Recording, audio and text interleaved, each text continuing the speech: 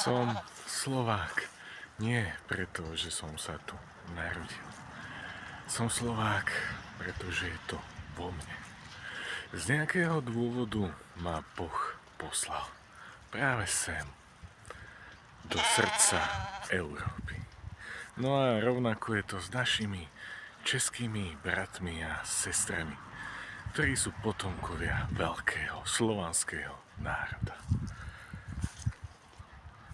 Myslíme na to v každej jednej sekunde, keď musíme vycestovať za prácou do zahraničia, keď budujeme biznis niekde za hranicami našich malých národov. Myslíme na to z dôvodu, aby sme sa sem napokon vrátili. Ak dokončíme našu misiu, príďme naspäť.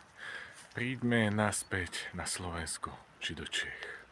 Pretože tu, práve v tejto maličkej krajine, Boh vybuduje to, čo si už dávno započal.